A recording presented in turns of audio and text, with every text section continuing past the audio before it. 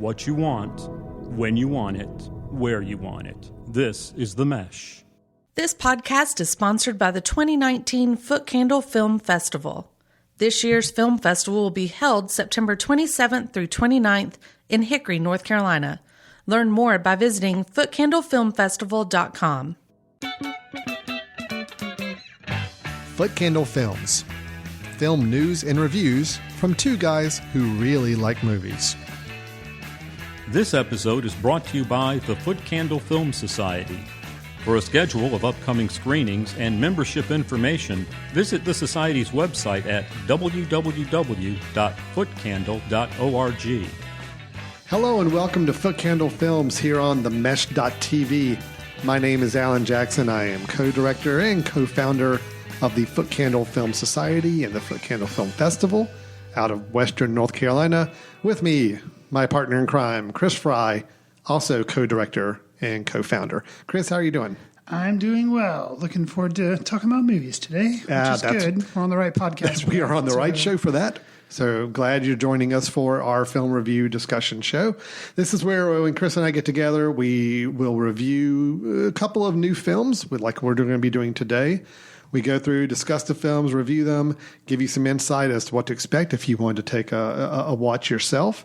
Then we move into some news items, take a little bit of time to talk about some upcoming film projects or directors being assigned to interesting films that we want to stay alert for, or just some interesting news in the movie business.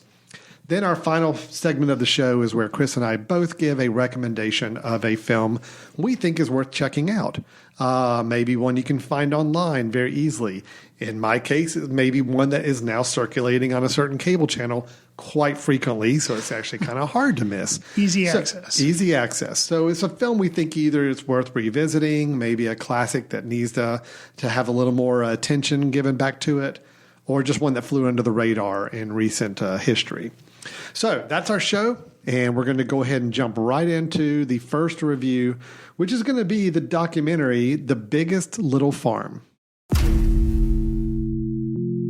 This all started with a promise that we'd leave the big city and build a life in perfect harmony with nature, like a traditional farm from the past. Here we are, Apricot Lane Farms. Molly and John are very happy about this. What do you think of this, Todd? This is what we're fighting. So, Chris, with the film The Biggest Little Farm, it's a documentary, obviously. It's John Chester and his wife, Molly, are working to sustain a farm on 200 acres outside of Los Angeles. This film chronicles about 7 years, it appears, in their efforts to rehabilitate some farmland and turn it into a fully sustainable farm. And by that, we mean a farm that is growing its own crops to sustain the farm, to sustain the animals they grow, that they also use to help populate the farm itself. So everything is kind of this perpetual cycle is what they're ultimately trying to go for between the wildlife on the farm and the crops that they're growing. We are seeing them start along this path and see the reasons for them starting on this path. We also see some of the challenges they experience along the way. John Chester himself, the director, is the filmmaker. He is by trade a filmmaker, doing a lot of, I believe, animal and nature photography and videography as a career. So going into this film, Chris, it is a film where we are following real-life subjects, and the person showing us the story is one of those subjects. So right away, you throw up the documentary red flag of saying, is this film going to be slanted or more self-aggrandizing than other documentaries who may be taking a more neutral eye with their story?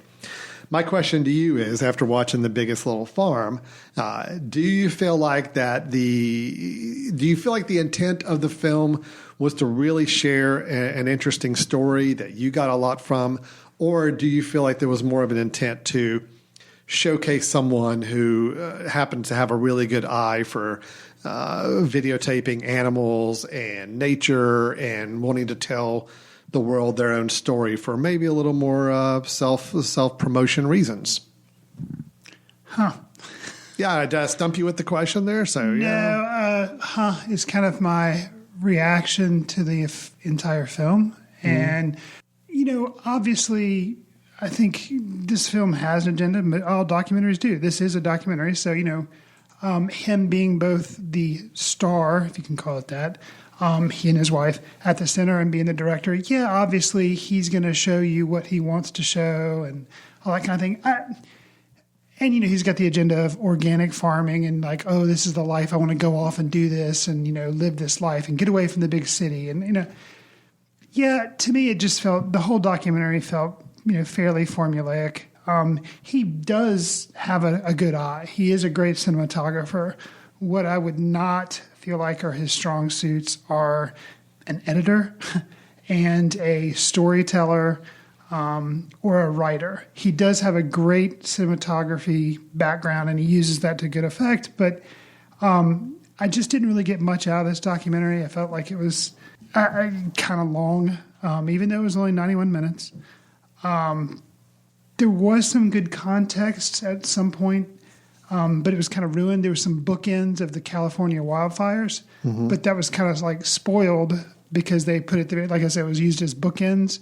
So that actually provided some real world kind of context a little bit, but everything else felt very intentionally plotted, even though it's a documentary. But it just, I don't know, just you had 7 years and you expect certain peaks and valleys, and yes, they happened, and it felt very formulaic. I will say one thing that unfortunately I thought was going to be very entertaining and something I could kind of hang my hat on is like, okay, here's the figure that's going to be interesting. They had a mentor figure. I believe his name was Alan. Yes. I was able to remember his name. Right. So yes, that was Alan. I thought he was an interesting figure, and I wish he could have been integrated into the story more. I mean, certain circumstances caused that not to be the case, I understand, but I don't know. Somehow that was something that I did find interesting. What was your take on the film, Alan? Well, I think I liked it a lot more than you. I didn't find it to be quite as formulaic. I mean, yes, it started and it ended pretty much where I expected it to be. Along the way, I felt like it had enough peaks and valleys and things that went along that I felt like were fairly authentic about what they experienced or what they went through. I think I saw the film as a lot more of a feat of documenting a lot of aspects of nature and bringing in some really nice perspective on how that nature works together. The parts of the film that did not impress me as much are the times where they somehow were very kind of proud of themselves for figuring something out or making some revolutionary move. What I did like is really getting a better sense of a true ecosystem that does exist in a farm like this. I'm not a farmer. I don't have a lot of background in farming. A lot of the information or a lot of the things I'm hearing and experiencing in the film were fairly new concepts to me and thinking, that's pretty interesting. Okay, so they've got a snail infestation that's affecting their crops. But what do you do to get rid of the snails? Okay, well, we can't keep going out and trying to do this. Oh, come to find out, goats love snails. So actually we have a whole bunch of goats that need some more room to roam around. There's a reason that everything kind of fit together. I love that concept. I love that idea. And I think the film did a fairly good job of explaining that and showing that. We figured this out and we made this change and we got this kind of success didn't really appeal to me as much as part of the story. I saw it as more of a nature documentary that happened to be all self-contained on a farm. And it just so happened that the videography of a lot of the animals, especially small close-ups of animals, was really intriguing and interesting to watch. So for those reasons, I got a lot out of the film. I really enjoyed it. There are some questions to me that make the film not 100% something I can really embrace. And part of it is they really skirt around the idea of how much money it took to do what they did at this farm. So that in itself is another when you see all the things that are being done to the farm, it does start making you thinking, okay, well, obviously they have pretty deep pockets somewhere to do everything they did. Anybody who's got access to that kind of money, I would hope would be fairly successful. Right. I think this movie should have just been called Big Farm because it's not a little farm. Definitely not a little farm. And so, the means behind getting it made, not a little. So I think that's my struggle with it, is it just, and I feel like while I like the cinematography, the videography, the images, I've seen nature documentaries, and I've seen, they came out, like the BBC did the whole like Planet Earth series several years ago. So, even though this stuff was good, it's like I feel like I've seen it all before.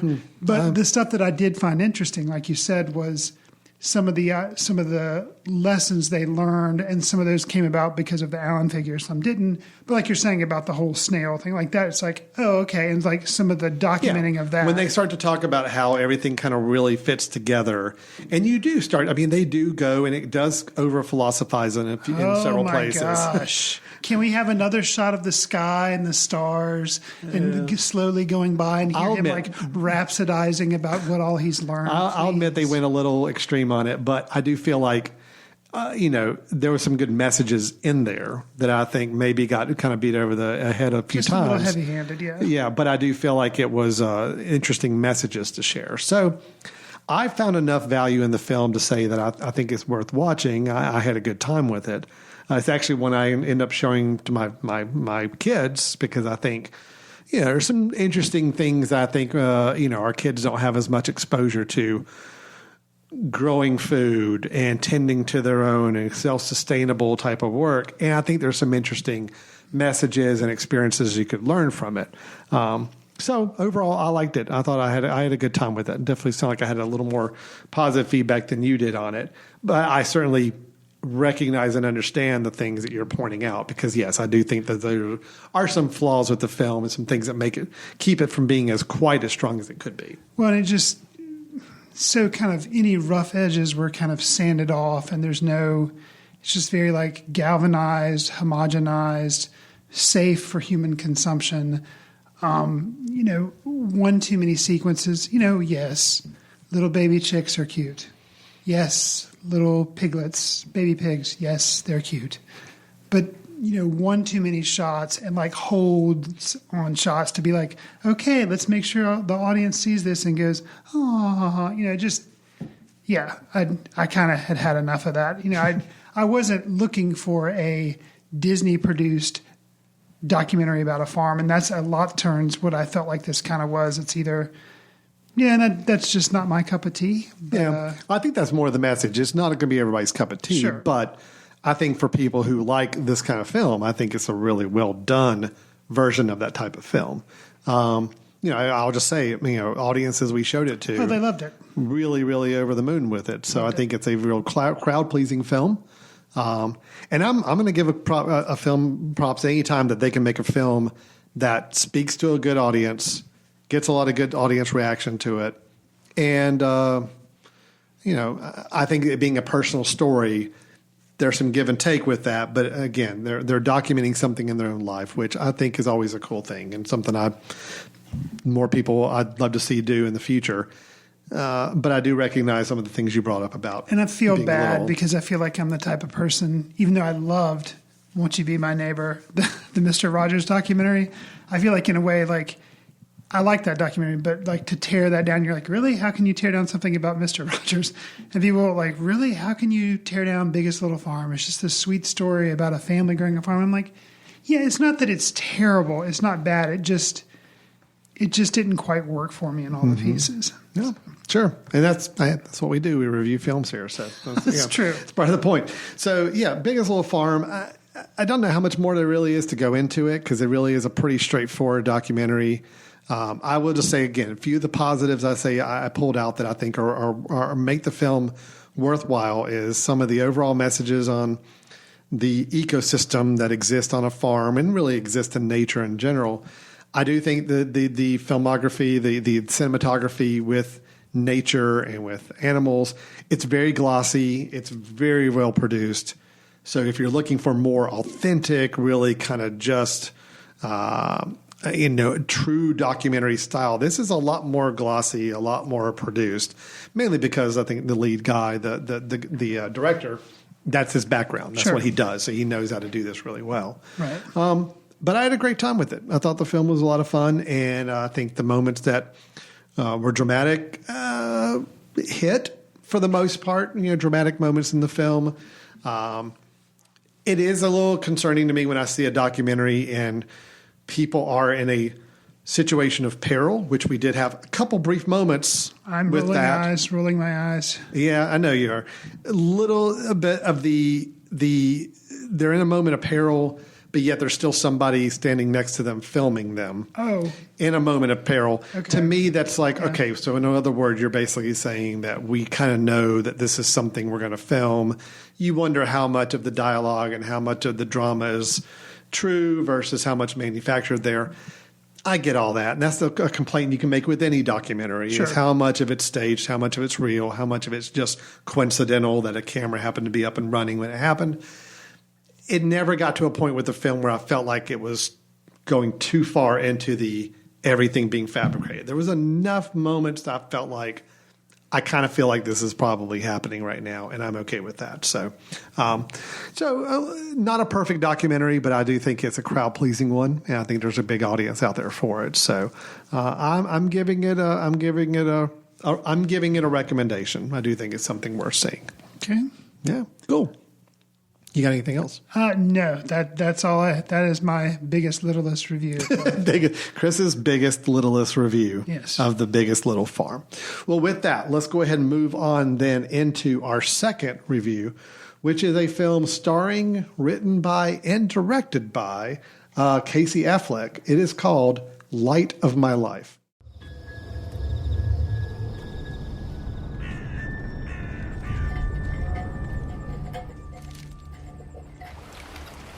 I'm the only girl of my species. I'm the only one I ever saw.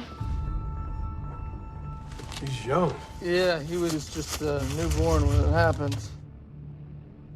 Do I have the plague?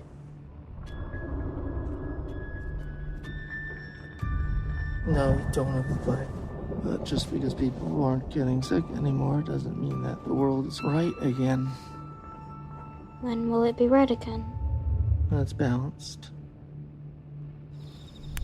And you know what? I kind of like it, just you and me. Me too.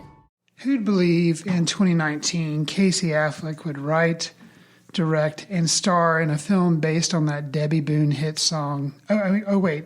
That was You Light Up My Life, a song from a schmaltzy 1977 film. Not so this you film. Light Up My Life. A couple words difference, but Not you're this close. film, Yeah. Light of My Life, that tells the story of a father and a daughter's journey through the outskirts of a society a decade after a pandemic has decimated the world's female population. Alan, what are your thoughts on Light of My Life? And if you have any on You Light Up My Life, share those as well. I haven't heard the song You Light Up My Life in a really long time. So I'm going to kind of pass on any judgment of that because I feel like, you need to be a little more familiar with it to comment on it. I will comment on the film, Light of My Life. So as we mentioned in the introduction, written, directed, and starring Casey Affleck. Mm-hmm. It's a post-apocalyptic film. I'm not going to say it's a thriller necessarily because even though there are a few moments of some tension and drama, this is really a very deliberately paced film. We're talking about the relationship between someone who's just called Dad in the film and daughter/son, which we do learn the name. Rag is the name they use as the nickname for this. This is his daughter, but yet he has to have the daughter pose as a son because he knows that if people know that she is a young girl, with women having been decimated in the society and no longer around, they are a rare breed, rare commodity, and well wanted by many men in the society. So he's trying to protect her by having her pose as a young boy. It's an interesting film, Chris. I will say, overall, I liked it. Mm-hmm. I think I probably went in with one expectation of what the film was going to be, and it did not meet that expectation, but that's okay. It actually came out with a different type of film than I was expecting, and I'm actually happy with the way it turned out. It is slowly paced. It is very deliberate. It is a lot of scenes of just Casey Affleck as a father having a dialogue with his daughter. Mm-hmm. I think it has a lot more to say about the role of fathers and mothers in society. I like the fact that the lead character we're following, Casey Affleck's character, is not a extremely strong person. He has a lot of moments of weakness. He has a lot of moments of frailty. He has a lot of moments of fear. A lot of moments of emotion overcoming him. And that was nice to see, because normally in a post-apocalyptic type of film where you've got someone caring for a child, they have to be the uber adult, the uber male. Sure. And this is someone that he plays him as someone that is very vulnerable and very unsure of things and very second-guessing a lot of his own feelings. And I thought it was a really good performance for that. It's not a performance that really strayed far from what Casey Affleck does normally, but playing a Casey Affleck character, this was a well-done one. And I also think the young girl, Anna Panowski, playing Rag, was also really good. Again, child actors are tough, and we've talked about that before on the show. Sure. I think she's really strong. So I can go into a lot more details, but I'm going to say overall I like this film. I like the vision of the world it was creating, this world building around it. It didn't feel the need to go into the whatever science fiction elements or whatever factors caused the world that they're in. It's just, nope, this is the world we're in. Let's follow these two individuals as they try to navigate some element of it. And I really liked it for that. So I had a good time. I've got some other things I can call out about the film as well. But Chris, I'd love to hear your thoughts as well. Yeah, I liked the film. I was surprised, kind of like you. I mean, people listening to the podcast maybe, are like, what film is this? And I had not really heard of it. I think maybe you had mentioned it as a news item at one point. I don't even know if we brought it on the show or we passed it over for some other news items. But when you recommended we watch it, I was like, okay. And I kind of didn't, really know much about it.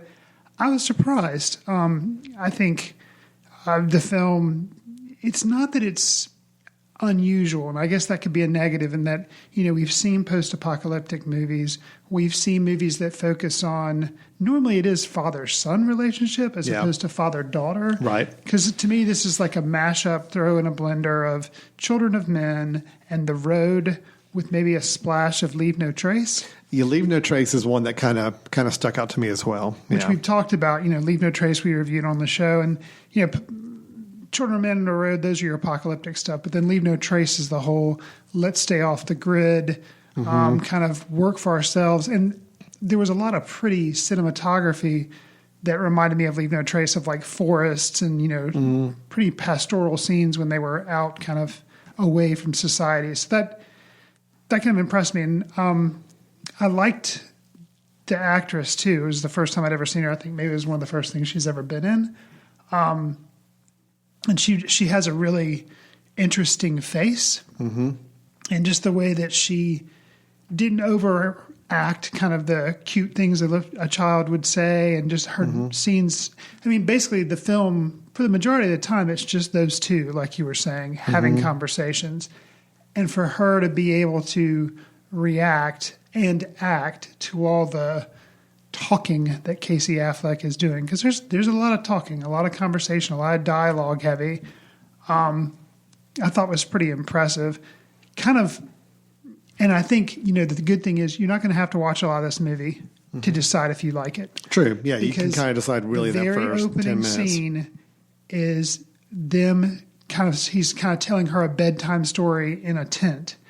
And so there's a lot of stillness, and it's just him relating this story and her having a couple of reactions to it. And I could see a lot of people saying, okay, that's really indulgent for this actor, writer, and director to do this, because, he's the one doing this like kind of Oscar scene right off the bat. Yep. And at first I did, when the scene kind of kept playing on, I was like, okay, yeah, this is maybe a bit much, but the way it wraps up and how threads of that story telling and like some of the things that are said come back through the movie, it really, I don't know, I felt like it was a pretty effective device. So it won me over. So I think from that opening scene, depending on how you feel about it, it's probably going to set the tone for the rest of the film. Agreed.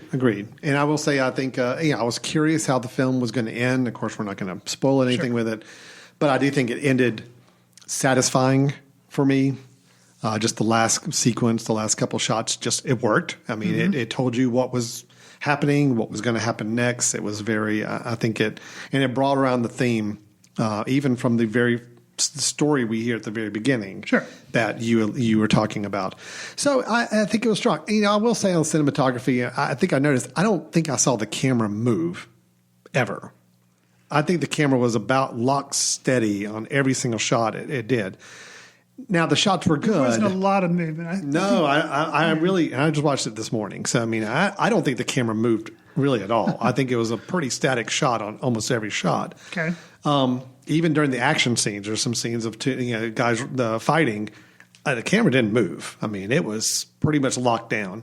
So that added to the quiet moments of the film. But I also think what it did is there's a few moments where, because of that stillness of the camera and the quietness of the film, when you do have a shot of wilderness and you're used to seeing those shots, but then all of a sudden there's people approaching from the wilderness, and it's jarring, and it does kind of hit you, as it does kind of build some tension, which I think worked really well. Yeah, the dialogues between the two lead characters really comprise about half the film, just them talking. Easily. And really even just laying down on a bed looking at each other talking, just like a father-daughter. It was, like you said, if you're not into it in the first 10 minutes, you're probably not going to appreciate the film as much the rest of the way through. Right. But I think it's a good film. I think it's a strong directorial debut. Well, it's not his debut.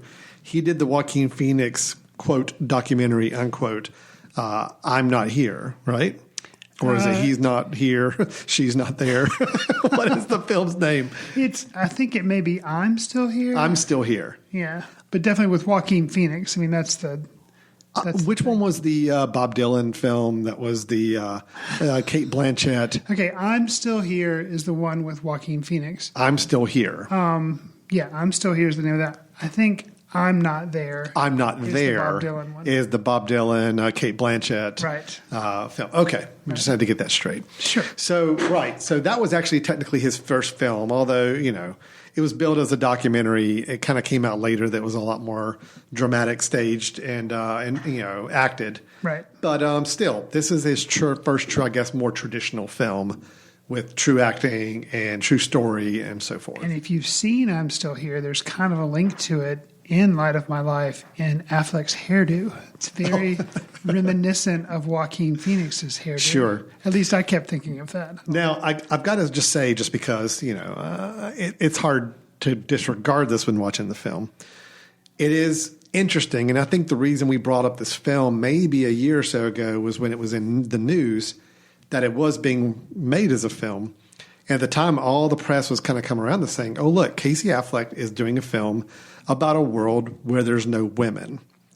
And this was about the time he had just come off some allegations of sexual harassment and maybe not being as appropriate with female co-stars on films in the past, especially during that first film with Joaquin Phoenix that he directed, we talked about. So a little interesting that this was the type of film to come out. Mm-hmm. However, I will say, and I'm not trying to intertwine personal allegations, true or not true, with his filmmaking desire as a filmmaker. But I think it was really interesting that this film was the choice of the film he made to write and direct. Right. The fact that he wrote it. At the end of the day, it's a pretty good female empowerment film. So, Well, I agree. And I think the thing is, I remembered some of the hubbub around this movie and stuff. And so watching it, because you can't separate, if you've heard that stuff, it's kind of hard to completely push it from your mind while you're watching the film. Mm-hmm.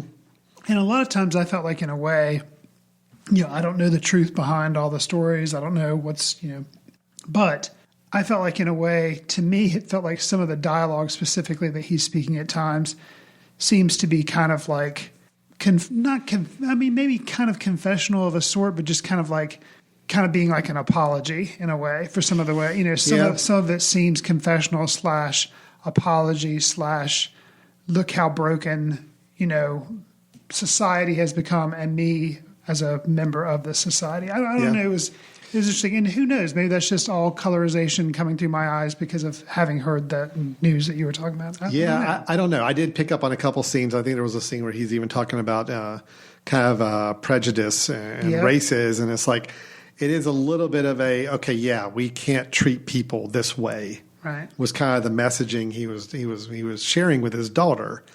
And, when you do, if you are someone who can tend to pull in what you know about an actor or a director personally into it, I think you'll see that there's some interesting connections there.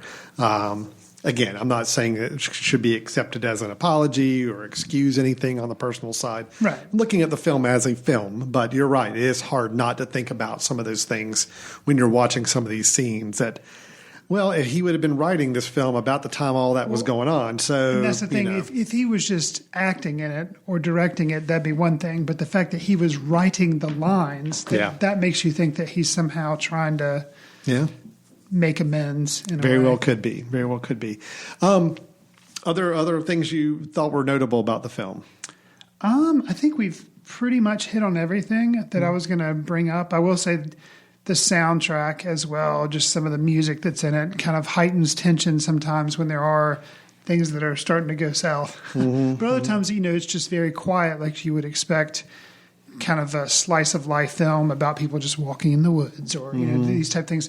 So I thought it was a really high caliber film. And, I think it's going to fly under a lot of people's radar, probably because it got a much smaller release. I don't even know if it hit theaters or maybe it hit theaters. It went straight to online. Okay. So I think if they release it in a few theaters just to get a theatrical release, I think they're counting on most of it coming online now. So I think, maybe, it's one of those things where it's a backlash because of all the stuff all the allegations and stuff, which, I totally understand. But it's a interesting film. I think has a lot to say, but So I think it's kind of a shame that it has gotten the deal that it's gotten, but I understand because, he's associated with it. Sure. Well, so that's Light of My Life. Again, written, directed, and starring Casey Affleck. It is available online. So that is the thing about online distribution nowadays. I mean, we can get some brand new films to see right on their day of release if they go straight online as well. It does give us some opportunity to catch up on these films that don't come to a lot of theaters. But it is available right now on all your streaming platforms, iTunes, Amazon, so on and so forth. And it sounds like we both really liked it, so we're both giving it a recommendation of saying, it's one we think is worth checking out. And unfortunately, I do think it'll fly under the radar for a lot of people. So, All right, Chris, that's our 2 reviews. We've done the review for just now of Light of My Life, and then we started off with our review of The Biggest Little Farm. So with that, we're going to take a quick break. When we come back, we've got a couple of movie news items to discuss, and then we'll go into our recommendations for the episode. So stay tuned. You're listening to Footcandle Films here on themesh.tv. Hey, this is Andrew Moose from the Street Circle Drive podcast here on The Mesh. Interested in promoting your business to an online audience? Your ad could be right here. Consider advertising on the Mesh Podcast Network. Head over to themesh.tv for details. Welcome back to Footcandle Films here on themesh.tv. We finished up the first part of the show with our reviews of Light of My Life and then also The Biggest Little Farm.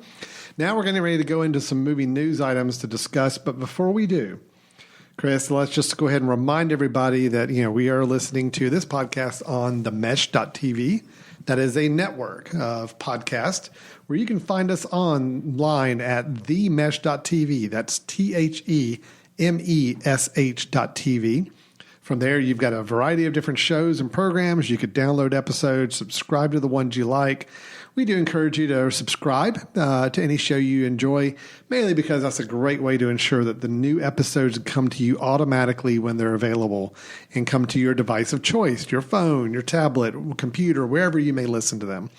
So we do encourage you to check us out, give us some feedback. At the end of the show, we'll let you know how you can reach out to us, provide us with any questions or feedback on this show's episode in particular.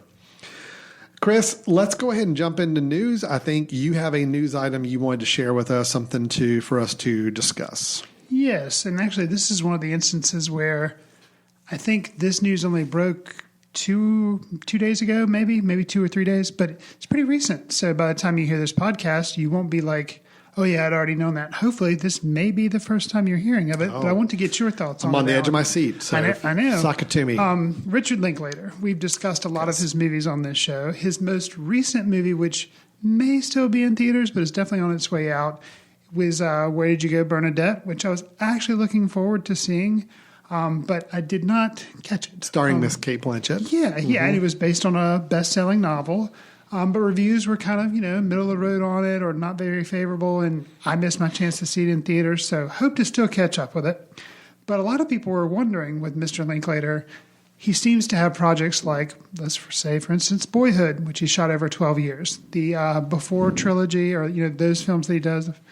So people were wondering, okay, is this kind of a Bad News Bears for him, where he did a film that he's maybe not as passionate about? And now, after news broke of his next project, he is supposed to shoot the Stephen Sondheim musical Merrily We Roll Along. So, okay, that's kind of weird. He's going to shoot a musical. Okay, it's going to star Beanie Feldstein, and she's from Lady Bird and Booksmart. Ben Platt is going to be one of the other actors. He's from Dear Evan Hansen, the Broadway play. So he's a big actor in that. And then Blake Jenner, who was in Everybody Wants Some, another Richard Linklater film, and American Animals. He played one of the guys in American Animals, and he was also in the TV show Glee. So there's going to be singing involved. He can sing. So he's got these three actors. Then this is the final, do what? It's going to be filmed over 20 years.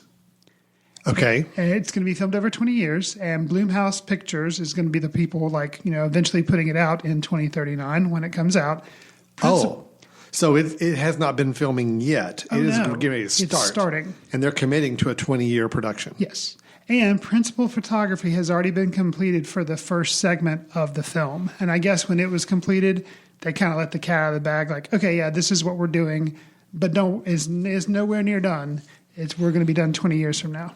So, as I mentioned, he has done Boyhood, which was Oscar nominated and was shot over 12 years. So he's like, okay, hold my beer. Now I'm going to do a film over 20 years. All right.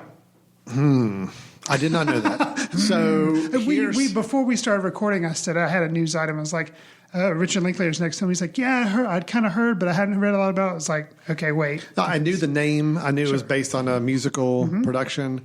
Did not know about the 20 years. Right. That's the big. I mean, sure. Oh yeah, that's a musical. I mean, he did do School of Rock, which was kind of commercial. He's got a musical ear, and I think a lot of his films weave in music very effectively. I can't imagine a musical is going to be much of a stretch for him to do.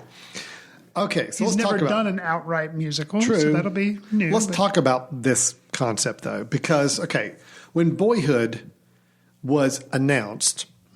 It had already been filmed. Correct. For 10 plus years. Correct. And they said, hey, yeah, we're going to be filming 12 years. We've already got all of it done, if not all of it done. Yeah. And so it's going to come out in the next year, and then it's going to be this great film experiment to see how this all came together. So there was really no expectations. It was kind of like, ooh, wow, that's like a secret project that's been going on for the last 10 or 12 years. So we're going the opposite direction with this one. Not only longer, but you're telling people on day one that this is happening. Correct. Do you think that's a good strategy? And I'm thinking about it more from a studio promotion, marketing, getting people excited to see it. Is that a good move to tease a film 20 years in the making? Well, if anybody can, I think he can only do it because he made Boyhood. Yeah. And for the exact reasons that you stated, he did that on the sly. Not really many people knew what was going on. And then he released it. And people were like, oh my goodness, how did you do this? How did you get backers? Right. And the backing was very difficult, but that was only revealed after the fact. I think now, and he was doing it off an original idea. He didn't have, whereas Merrily We Roll Along, it's a Sondheim musical. So he's got to get the rights to all that. So I think he has this idea. And the only way he can actually get the thing now, because it's 20 years, but the hype is there and people will believe in him. It's all marketing. Yeah, I think it's actually a good idea. Now, would I want to be an investor on it? I don't know. Can I imagine the amount of production insurance they have on this film in case, God forbid, any one of those leads that I mentioned have something happen to them? Because over 20 years, that's a long time. God forbid anything happened to Richard Linklater. He is, I'm 45. He's older than me. 20 years from now, Well, yeah, that's a great point. I think that's probably why I guess I was got so excited when I heard about Boyhood because all that's been taken care of. Like all that worked out. It was done. It's like, I know there's a finished film. You're not having to I'm not having to cross my fingers and say, oh, I hope it comes together. Richard Linklater is 59 years old. So he'll be 79 years old when this thing comes out. Correct. See, okay, the thing with Boyhood is if it didn't work, your lead actor passed away. Richard Linklater passed away. Something else fell through. Financing at the last minute fell through and they couldn't finish the film. None of us would be any the wiser. Right. Well, the investors would be sad. Well, investors, no, but as right. general public, we're like, oh, we didn't know Richard Linklater was working on a film like that. We totally know that now. So yeah, everybody's going to be watching those actors and actresses and like, okay, they're still acting, right? Are they still in things, or are they still working on this project? I don't know. I'm personally a little more skittish the fact that it's been announced now. I wish they could have pulled off some feat where we did not know until Richard Linklater was 79 years old and be like, oh, surprise, everybody. I've been working on a film for the last 20 years. It's like, oh my gosh, that would be amazing. And I think that would be amazing, even more amazing than Boyhood. Yeah. And I think it would have been amazing, but I think because it was based on a property that was already in existence, you couldn't really I think get the only around way it. they got the rights where they were like, look, yeah, you're right. Boyhood was a very more personal movie, and it didn't rely on any intellectual property or anything that would be making news. So I get it. And I'm sure, I got to assume, Richard Linklater probably is not crazy about the fact that all the news is out there about working on this film. Because I think I got the impression with Boyhood, he liked being behind the scenes and just like rolling it out now that he's not a big spotlight type person. Right. You don't see him going on all the talk shows. You don't see him like talking up his films. He makes them and then he moves on. I just think it adds a whole level of pressure to the film that wasn't there with Boyhood. So right. And now that we know that he's supposed to be working on this over 20 years, what else are we going to get from him in the meantime? Are we going to get anything? Or this is his like retirement project? Well, they're not going to be filming for 20 years straight. No, so I know, it's going to be is like that what he's going to be working on is scripting. It like a month every year working on it or something? Who knows? And then he'll just take is he going to try other film projects in between this? Or is he just saying, nope, this is going to take up the next 20 and you know years what? of my life? I mean, again, I'm not familiar with the stage production. Are you? No. Okay. I know it's a musical. That's all I know. We hear a 20-year production. Yeah. That doesn't mean there's going to be filming going on all throughout the next 20 years. Right. It could be half of it takes place now, half of it takes place in 20 years. We don't know. I don't know the story. I don't know the framework of the story. So it's really hard to say. Boyhood was we're shooting all along the way. Every year we're doing a little bit. Just the way that the articles read. Yeah. I'm not sure something has to be shot every year, but I think it's going to be It's going to be an ongoing thing, not a part one's now, part two's in 20 years. No, I don't. Okay. From the flavor I got. Because that would be a little easier to say, all right, well, we're going to film for like 9 months. We're going to get this whole part done. Then we're going to like basically break for 18 years. Then we'll come back and do the last half in that last 2 years because they wanted the actors to be naturally aged 20 years. Okay. Let me just briefly, I'm pulling this off the World Wide Web. So the musical, one of the musicals when they brought it to Broadway, because it was a 1934 play, and then they brought it to Broadway, they adapted the time frame updated it from 1934 to 1957, and the time period it was supposed to cover was 1957 to 1976. So kind of like is a 20-year period. Mm-hmm. So, yeah, I'm thinking if it's covering if the original is actually like having moments throughout that 20-year history, then yes, they're going to try to do that along with the production and film along the way to get those moments throughout that 20-year span. Yes. So, okay. So, well, the thing is, if I heard any other director was trying to pull this off, I'd be a lot more leery of it. Knowing it's Richard Linklater who did pull it off with Boyhood. Boyhood was a film I wasn't the biggest fan of, but I admired it for the kind of film and the feat that it pulled off. And it pulled it off flawlessly from a production standpoint. So I feel like he's the guy to do it. I think my copywritten phrase, it's on the back of the Criterion Collection, I'm pretty sure, is that I admire this film as art, not as entertainment. I'm pretty sure that's on the back of the Criterion box for Boyhood. For Boyhood, For Boyhood. So just the story for Merrily We Go Roll Along is supposed to be revolves around Franklin Shepard, who, having once been a talented composer of Broadway musicals, has now abandoned his friends and songwriting career to become a producer of Hollywood movies. So that's interesting. So, with Ben Platt, who I assume may be this guy who started on Broadway, has done all these really big roles, and now he's going to abandon his career and songwriting and become a producer of Hollywood movies. So it's interesting. You've got Broadway people, you've got Linklater with Hollywood. It's an interesting synergy there. So it is. It's very interesting. We'll see. Wow. I had no idea. I mean, I knew the name of the film. I knew it was based on an existing stage production. I did not know anything about the production schedule. And that's pretty wild. Agreed. Probably the most ambitious scope of a project I've heard of. It makes Boyhood look fairly tame. Right. Because again, and not only because it's a longer period of time, but that point you brought up about Linklater's going to be 79 when it's done. Right. We still had directors directing in their 70s and 80s. Sure. It's not that it's unheard of. It's just it does become a little more of a challenge to get it done at that point. So interesting. Right. Okay. Well, Chris, we talked about a very kind of smaller documentary. We talked about a film that, probably nobody has heard of that went straight to online for our second review. You're bringing up a kind of a very artistic endeavor that a indie favorite director is doing. Let me just bring it all back to superheroes. Nice. Just for a little bit, okay? Just because this episode has been superhero movie free up to this point. We had 2 independent films. I know. So let me just kind of balance the scales a little bit and give us a little more popcorn news just for this little bit of the show here, okay? The next Marvel movie is going to be done over 40 years. Yeah, that's right. Yes, they've decided that the same duo that did the Avengers movie are going to do a 40-year span production. Right? Nice. No, this is Marvel related, and it is related to quite possibly my favorite. It is my favorite comic book superhero character. We're talking about Spider-Man.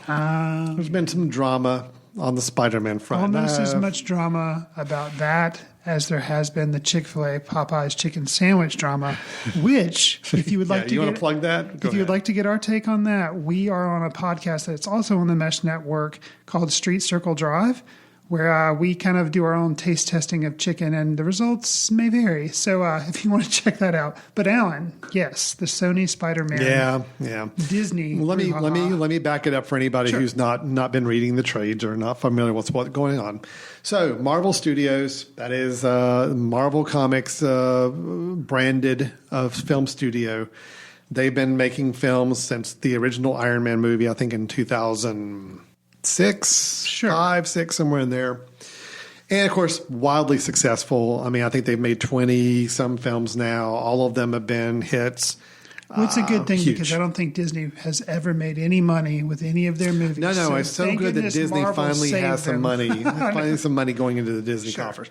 So, but they brought Spider-Man onto the Marvel Universe films for 5 films. Yes, 5 films. Okay. Now, the interesting thing is that Spider-Man is not owned by Marvel Studios. The film representation of Spider-Man is owned by Sony. Sony has the rights to produce Spider-Man films. Gotcha. They had done so, and they did so with the 3 Sam Raimi films. Then they did the 2 rebooted, which is Tobey Maguire. Then they did the 2, which was Mark Webb directing Andrew Garfield. Right. Less successful. That second of those 2 was pretty bad. It kind of just ruined the Spider-Man franchise for a lot of people. It did a little bit of like what Batman and Robin did for the Batman franchise and back Joel in the Schumacher, day. Yeah, right. Did a little bit of the same idea. People are just like, whoa. This is not good. Whoa. This is a little overblown. This is not the direction we want to go. So Sony ended up making a deal with Marvel to say, look, here's the deal. We own the Spider-Man rights to do films for Spider-Man. But you guys seem to have a pretty good thing going on. And, of course, Spider-Man is, in the comics, a Marvel character. He interacts with the Avengers. He interacts with all the other people in that world. Mm-hmm. So how about let's work together, Marvel. I think, actually, this is probably Marvel's idea. Marvel said, Sony, let's work together. Let's, you license the right, or you produce your film. We're going to be involved, and we're going to kind of share in the rewards of it. But by doing so, Spider-Man can be part of our universe and interact with our characters, but you still get to make the film. Okay? So that happened. They had an arrangement where Spider-Man would be able to be featured in 5 films. You had Captain America Civil War, where he debuted. It wasn't a time frame. It was just a number of films that he was allowed to be in. Okay. Yep. Spider-Man Civil War. Which was a cameo, kind of-ish. Smallish. Yeah. Spider-Man Homecoming, which was the first true film for him. Right. He was in both of the Avengers movies, the Endgame and Infinity War. And then we had Far From Home that we just reviewed a couple months ago. Right. So that's the 5 films. Agreement's done. Everybody assumed they're just going to renew it because it's a good deal. Sony got its highest grossing movie of all time with Spider-Man Far From Home. And the Avengers and all that was great because people liked having Spider-Man in it. So it's like a win-win. Well, supposedly the deal is broken down and it's not going to be renewed at this time. Now, I will say this. Hollywood moves at a pretty quick pace. By the time we've recorded this and it's gone out, it could have changed. So as of right now today, August 30th, at this date, I'm understanding that there's no deal. What happened is that Marvel basically said, okay, Sony, yeah, we want to renew the deal, but we want a little higher stake in the rewards. And Sony says, no, we don't. We think we're good. We're good to take Spider-Man and keep going. Appreciate your help, Marvel, but we're good. We're going to take it from here. So that is the plan right now, is that Spider-Man is now a fully Sony product again and will not have any interaction with the Marvel Universe unless anything changes. Which, doesn't really, I would think, big deal. But then there is that movie that came out that I really actively pretty much disliked. I mean, I hated, and I think you were not fond of it either. Oh, yeah. Venom. Yep. So, Venom is a Sony movie that they produced on their own. That is Spider-Man related. That is Spider-Man related, although they weren't able to use Spider-Man in that film. Right. But now, of course, all the rumors are, well, what are they going to do? They're going to bring in Spider-Man with Venom now, or they're going to do... There's a lot of concerns about the quality of the film that may come out because Sony has not had, in the critics' mind and the public's mind, the best track record with handling this property. Yeah, because then wasn't Woody Harrelson teased as like a new bad guy at the end Carnage, of Venom? Yes. Yeah. No, it was all pretty bad. Yeah. And even though Venom made a lot of money, they're working on a sequel. Did you hear who's going to direct the sequel? No. Andy Serkis. Really? Yep. Andy Serkis is directing the Venom 2 movie. So anyway, that aside. Little give and take on this. So me personally, people have asked me my thoughts because I'm a big fan of the character. I'm a big Spider-Man guy. What are my thoughts? Do I feel like this is all doomed now? My answer is no. I think this is okay.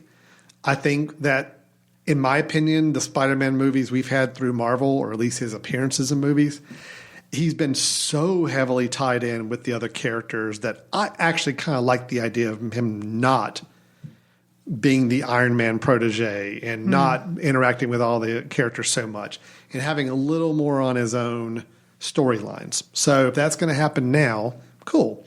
Far From Home ended with a cliffhanger, if you recall, during the credits. Yeah. However, everything that has to do with that cliffhanger can be handled on a Sony movie without needing the rest of the Marvel Because if I understand correctly, like Tom Holland... Yeah, Tom Holland signed on with Sony. So, he can continue. It's not like they have to now reboot the actors. No, they can continue the storyline if they wanted to. Well, to me, that's a good sign. I do too.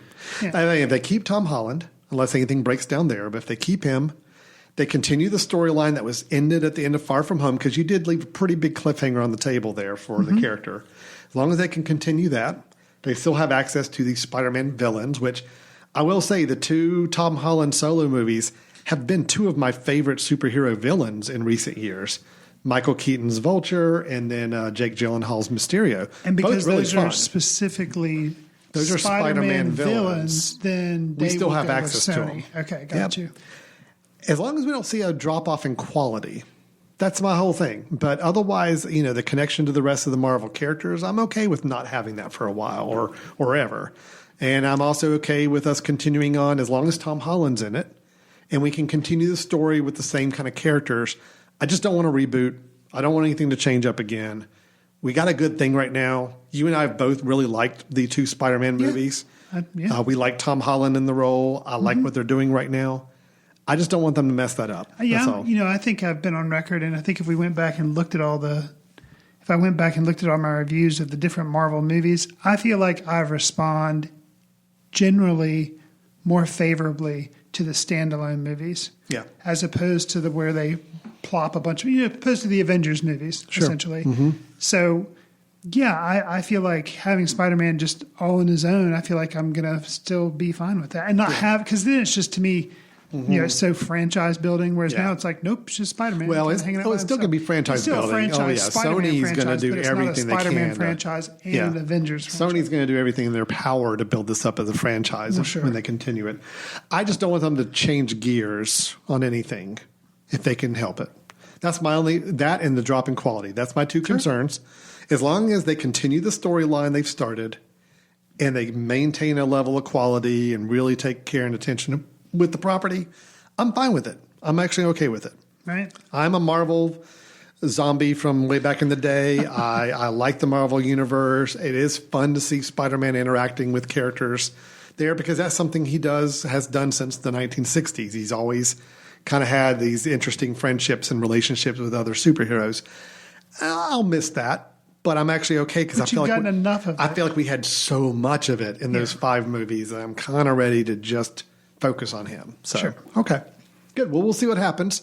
I'm actually one who's not, singing doom and gloom about this like a lot of fans online are doing right now. So, So that's our news items. The only other things I'll just drop out there for you, Chris, just before we move on to our recommendations, is that there have been a couple of trailers that have come out recently. I know your philosophy on trailers right now for anticipated films. You don't want to watch them.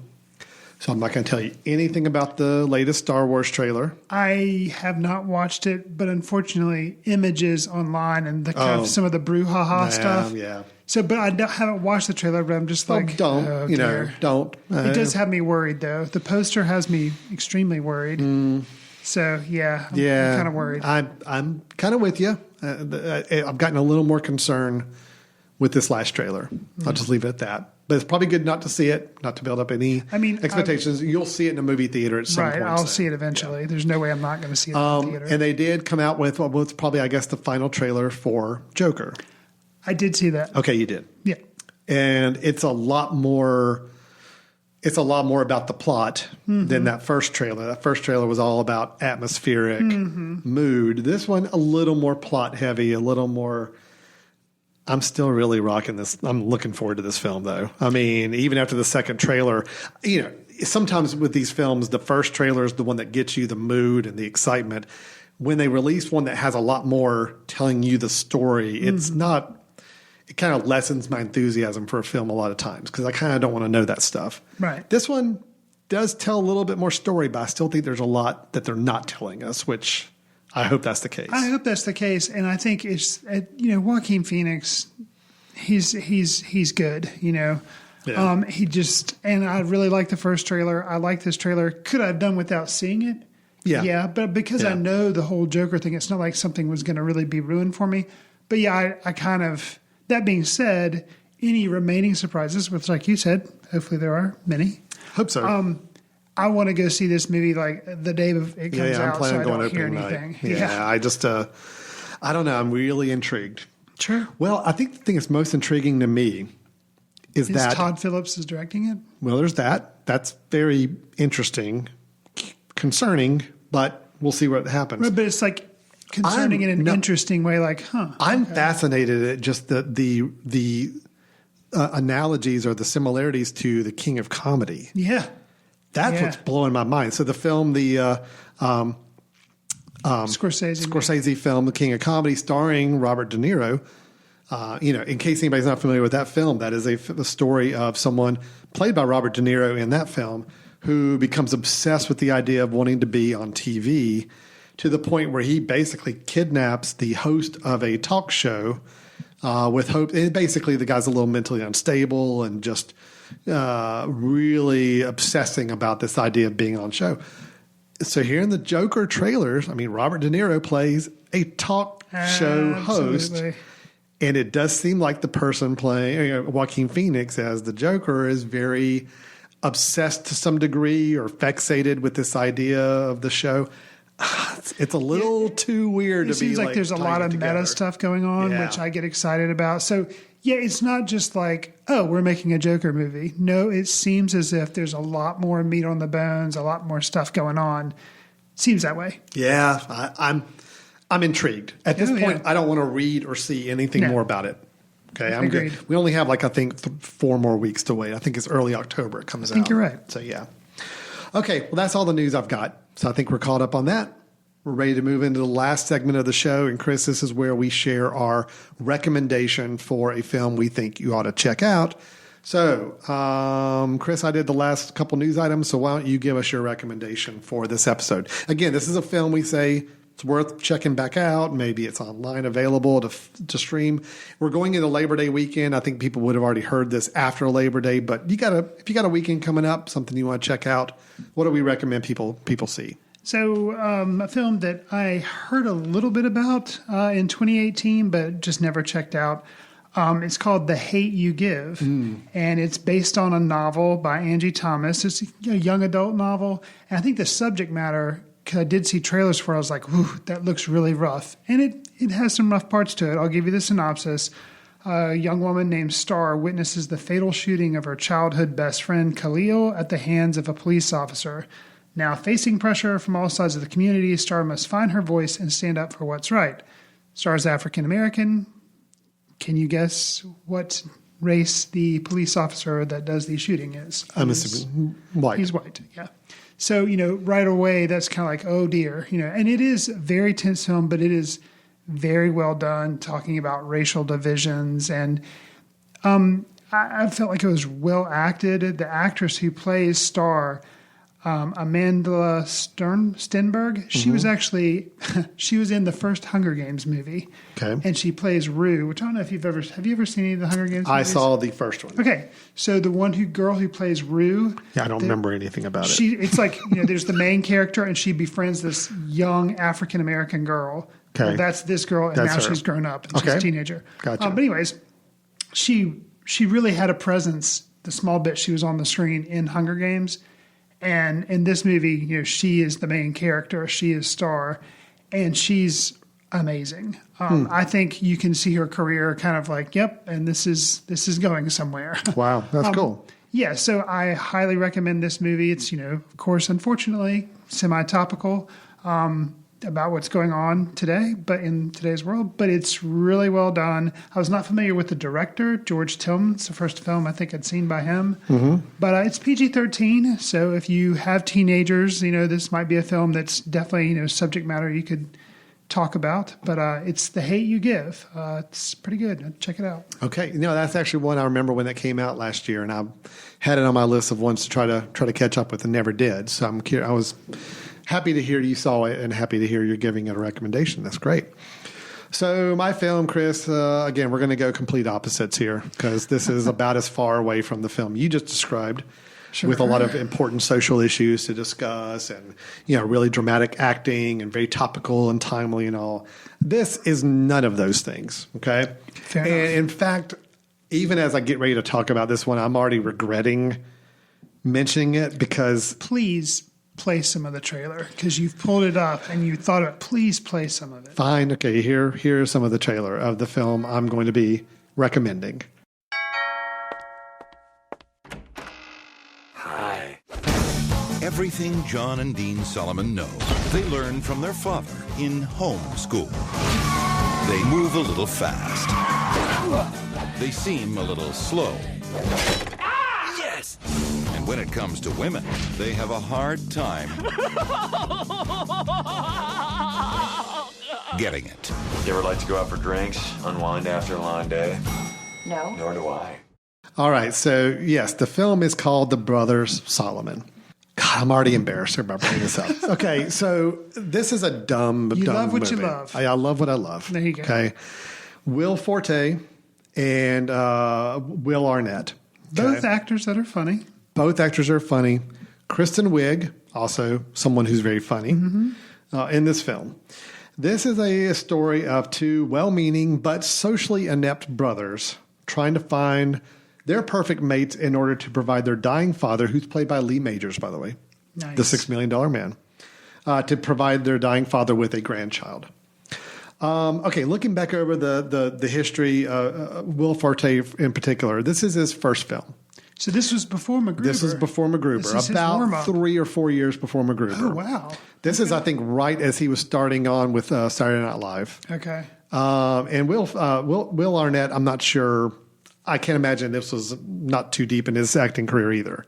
So this is a pretty early work for both of them. So around the time he was doing some work on Arrested Development. Maybe. I think so, yeah. I think Arrested Development was still kind of happening at that time. Okay. It is directed by Bob Odenkirk. So you may know him, Better Call Saul, but also Mr. Show. Mr. Show, yeah. Well known in the comedy world for both writing and acting and all. You mentioned MacGruber. If you like the humor of MacGruber, you'll probably find yourself laughing a little bit more at this film. If you don't find Will Forte funny in the slightest, you will not like this movie, okay? Or Will Arnett, either way. If you do not like their comedy styles, this is not going to work for you. Gotcha. I'm seeing this film most recently because I think IFC, the independent film channel, has been showing a lot of comedies, dumb comedies in the last little bit. I guess they just got the licensing rights to show them. They decided, forget the whole independent film thing. Let's just go with dumb stuff that we can get cheap and show a lot. So I saw the original Police Academy recently again. Nice. Ooh, that's a bad movie. And then now I'm seeing The Brothers Solomon, which I do like. Is the guy who does the sound effects still effective in Police Academy? No, not a bit. Sad. And Steve Guttenberg. Oh, Steve Guttenberg. No, that movie does not hold up at all. Okay, so, yeah. Good to know. The Brothers Solomon probably doesn't hold up much either, but I still have a fun time with it. Any movie, any comedy where there's like 4 or 5 scenes that I can still think about in my head and chuckle and laugh at to myself, I'm like, yeah, that's a fun movie. It's definitely not as good as MacGruber. You have actually seen MacGruber. I have seen it and liked it. You liked it as well. You understood the genius of MacGruber. It's great. This is lower tier MacGruber. Okay. But I still think it's fun. Two guys, really playing to their comedy strengths, I think, with Will Arnett and Will Forte, trying to figure out how they can have a baby using Kristen Wiig as possibly the vehicle to have that baby, them trying to become good parents in preparation for having the baby around. Yeah, there's some funny moments that work. There are some jokes that don't land at all. But I think overall, if you've got it on in the background for an hour and a half or 2 hours, it's worth a few chuckles, in my book anyway. So I'm recommending The Brothers Solomon, rated R, hour and a half long. If you have the IFC channel, chances are it's on free. Probably right now. Actually, go ahead and turn it on, and I think you'll see that it's on. Wow. If it's not on, it is going to be some other lowbrow comedy from the last 20 years. Okay, so I think we ran the gamut of a lot of interesting film types during our show today. Indeed. Yeah, documentary, The Biggest Little Farm. I'm giving a positive review to. Chris? Not so much. Chris has got some concerns and issues with it. Didn't get as much from it as I did. Then we both liked the film Light of My Life by Casey Affleck. Not You Light Up My Life. Right. Got to make sure I get that right. Light of My Life by Casey Affleck we both thought was a really good, strong film and worth checking out. Then we had our movie news, both talking about Richard Linklater's 20-year project. Mm-hmm. Then following it up with me talking about the drama going on with Spider-Man and Sony and Marvel Studios. Then we had our review, our recommendations, The Hate You Give, and me, The Brothers Solomon. That's a wide assortment of films that we discussed in this last hour or so. It is. Pretty impressive. We aim to please. Pretty impressive. Chris, let's go ahead and tell people how they can get a hold of us first before we talk about something really exciting coming up very soon. So sure. Have people have questions or comments or feedback. How do they contact us? So you can email feedback to us at info@themesh.tv. Just put Footcandle in the subject line. You can follow us on Twitter at Footcandle Film. Alan and I are also on Letterboxd, where we track what films we've been watching recently. Please consider subscribing to this show on iTunes and leave a star rating or review to help us reach new listeners, or, hey, encourage a friend to do the same. We're on Spotify, Stitcher, and Google Play podcasts. Now, Alan, what other bit of news or information would you possibly be wanting to share with people? So we have something kind of exciting happening. If you've been listening to the show, you hear us talk about it several episodes in a row, but we're getting down to the nitty gritty here. I think by the time you start hearing this, you're just going to be a short time away from our big annual Footcandle Film Festival. So Chris and I have a film society here in Western North Carolina where we host film screenings on a monthly basis at different venues. But what we do once a year is have our big weekend-long film festival. This will be our 5th year. The 2019 Film Festival is our 5th year doing it. We have 35 films coming in from around the world, with many of the filmmakers also traveling to Western North Carolina to spend the weekend with us. We will be showing those films over a 3-day festival on September 27th through the 29th of 2019. Tickets can be found online at footcandlefilmfestival.com. That's where you can buy either individual tickets for individual films that you see that look interesting, or just buy a weekend pass if you're indecisive and just want to have the flexibility of coming and going to any film you want to throughout the entire weekend.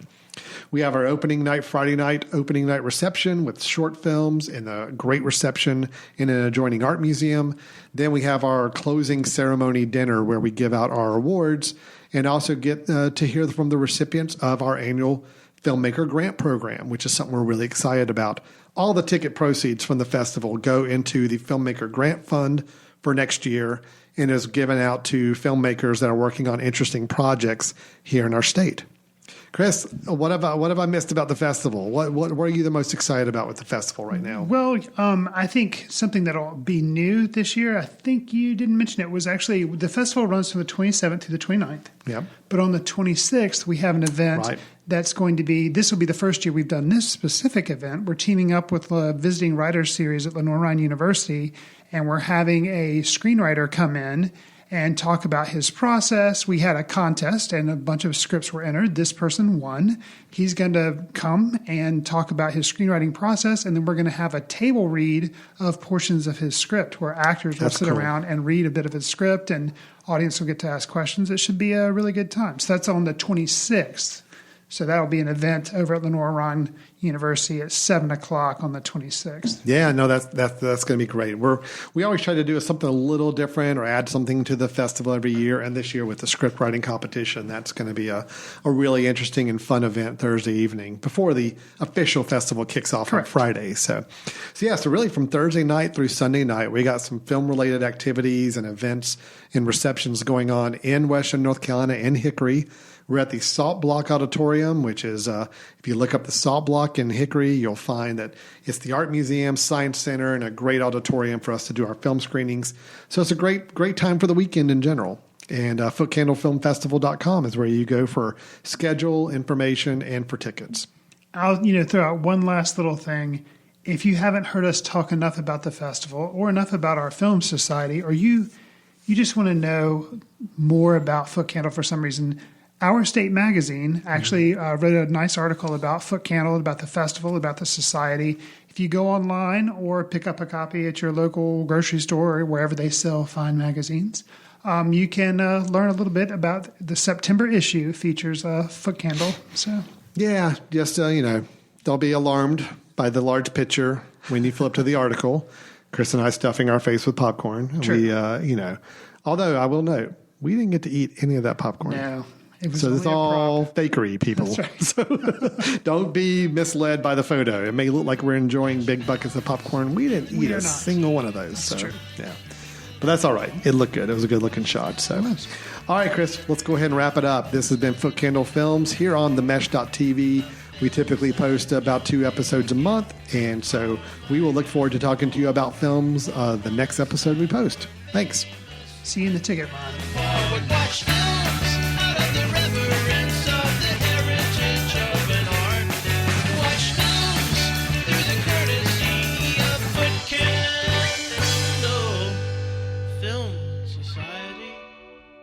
Special thanks to Carpal Tuller for the show theme music. For more about Carpal Tuller, visit www.carpaltuller.com. You've been listening to The Mesh, an online media network of shows and programs ranging from business to arts, sports to entertainment, music to community. All programs are available on the website as well as through iTunes and YouTube. Check us out online at themesh.tv. Discover other network shows and give us feedback on what you just heard.